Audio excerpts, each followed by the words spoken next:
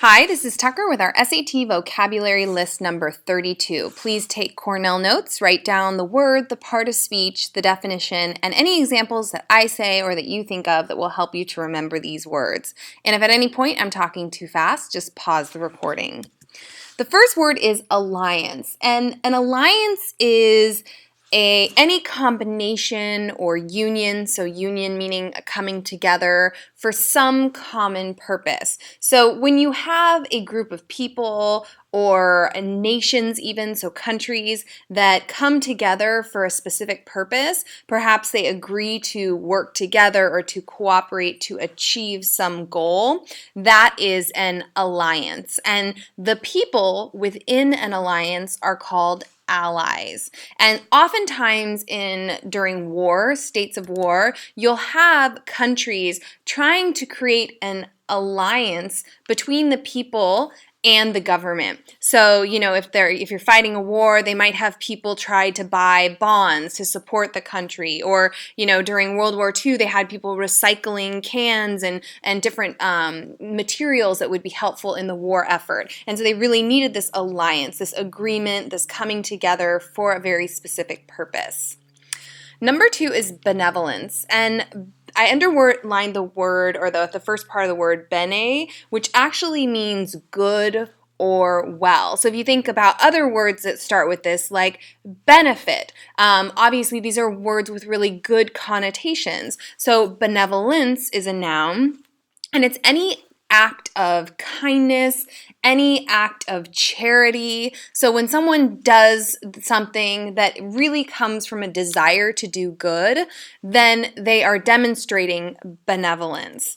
A good example might be the people who stand out in the cold during the holidays collecting food or money or donations to help the poor or to make the holiday season for people who are struggling just a little bit better. Decrepit is an adjective, which means it's a describing word. So someone who, or something, because it can describe a person or it can describe an object, something that's described as decrepit is enfeebled, which means it's feeble, so it's not strong, it's weak. Maybe it's ill or infirmed or breaking down. And often something is decrepit because it's old. It's either, if it's a person, they've lived a long life, or if it's an object, it's been around a long time, it's gotten a lot of use. And so it's really worn out by this long use. So an example, if you're thinking about buildings, a lot of really old buildings are decrepit because they've been around a long time. And so they're kind of falling apart and they might not be safe to live in. Like, I definitely wouldn't set foot in this old decrepit building because it clearly looks like it's falling apart. Erudite is another describing word, and for those of us who enjoy the Divergent series, this is a word you're going to be familiar with. Erudite is one of the factions in the book, and they're the faction or the group of people who are very learned. They enjoy learning, they're intellectuals, and so they're people who study. And so this describes anyone who is very well-read or has a good education or really enjoys learning. And if you've ever heard of a polyglot, that's someone who is actually fluent in several languages. They've spent a lot of time learning. They're would definitely be described as erudite because they're so fascinated with languages and they can read and write in several languages. Importunate is an adjective as well. And it means, it usually describes some kind of like persistent request or urgent demand that is placed on somebody else.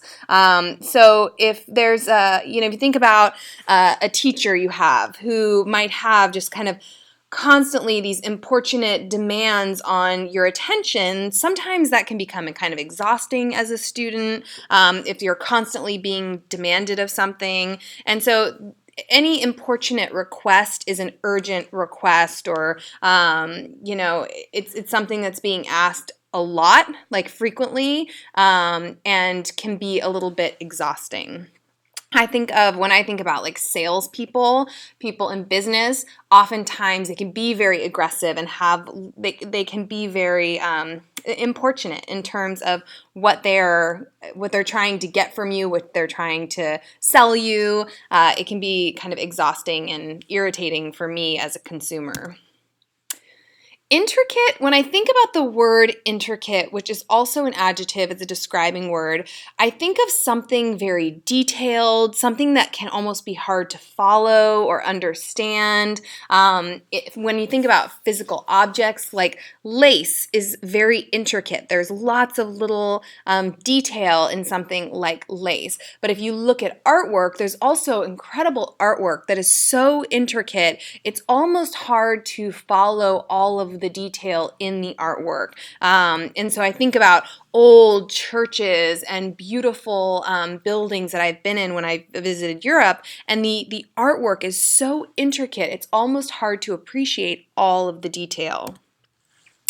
7 is menace, and this is a noun, and a menace is a threat. And when I think of the word menace, I think of the old show from before I was born, Dennis the Menace, right? And so here's this kid who was kind of a constant threat because he was always getting into trouble. So Dennis the Menace was like a little troublemaker. But there's a lot of things that could be described as a menace. For example, air pollution is a definite threat to public health, right? It destroys like lung tissue. And so you could describe air pollution as a real menace to society, as a menace to our general health.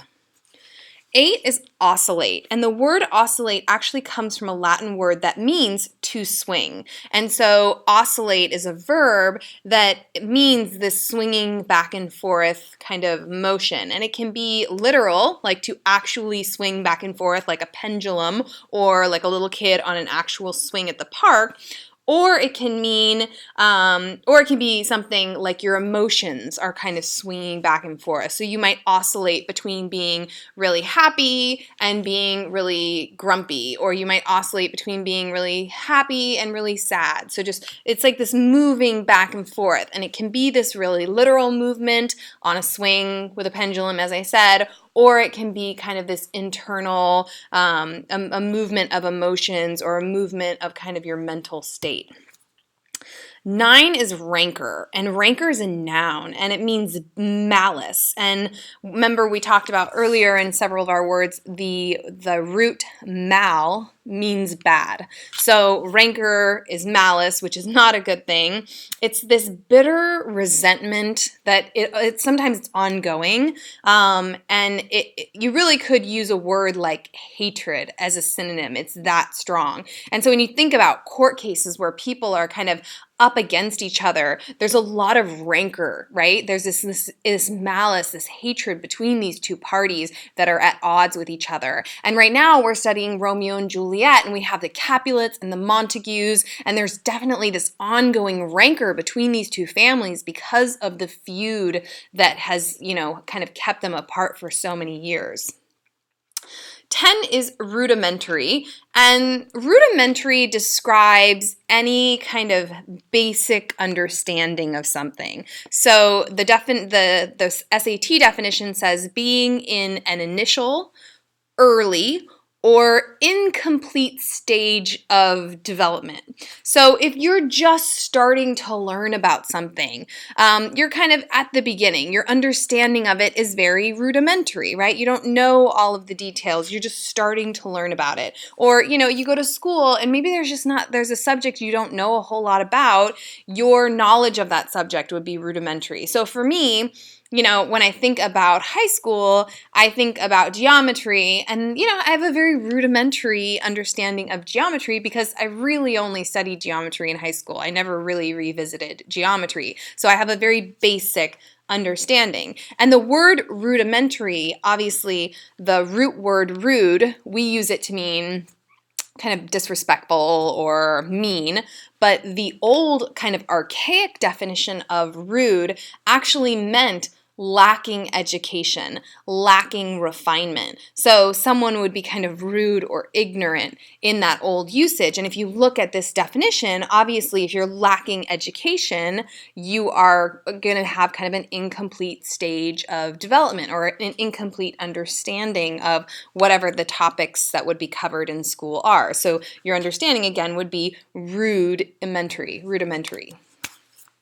The next word is simulate, and to simulate is to create a likeness or a model of a situation or system. And you'll hear the noun form of this word frequently too, which is a simulation, which is the likeness or model. And when I think of simulate, I think about like Civil War recreations or recreations of battles. There are actually people in their spare time, and some for a living, who actually recreate and simulate moments from history. And so if you ever visit the East Coast where some of the epic battles from like the Civil War took place, or in the South, you'll see there's locations where there's simulations that are performed recreating these moments from history.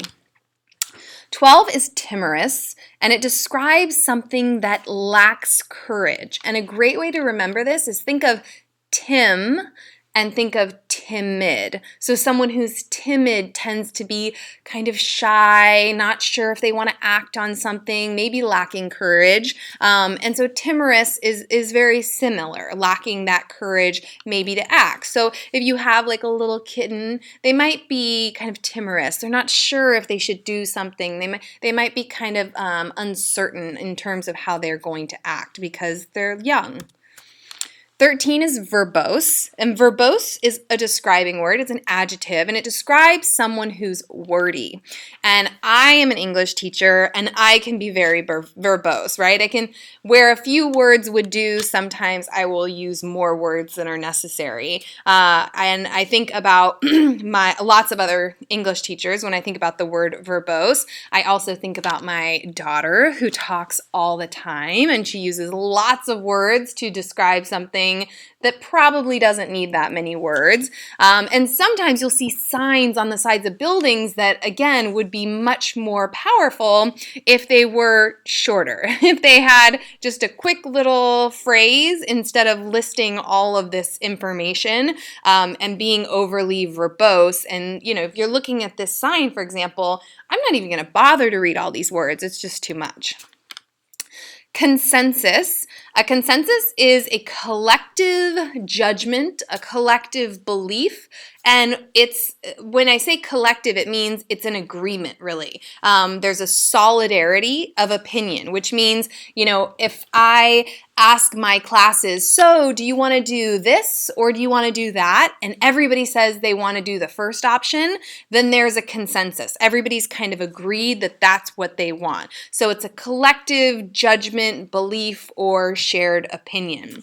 And so ideally, when you're in a court case or you're trying to determine which side is right, you really would prefer to have a consensus among the jury. You want them all to agree that yes, this person is correct, no, this person is incorrect, so that there's no kind of question about whether they're making the right decision. Number 15 is insidious, and it describes something that is intended to entrap, so to trap you, or beguile, which means to trick you. So if something is intended to kind of trap you or trick you or be deceitful or misleading, it's described as insidious. And so you could think of this as like there's an insidious plan to get everybody to do something that they, that maybe they shouldn't do, that someone's trying to trick them into doing. Or there could be an insidious enemy that's trying to trap you or to trick you. Even less like harmful examples, think about kind of phony fortune tellers, people who want to take your money and read a fortune that probably isn't accurate, kind of beguile you to trick you into believing that something might happen.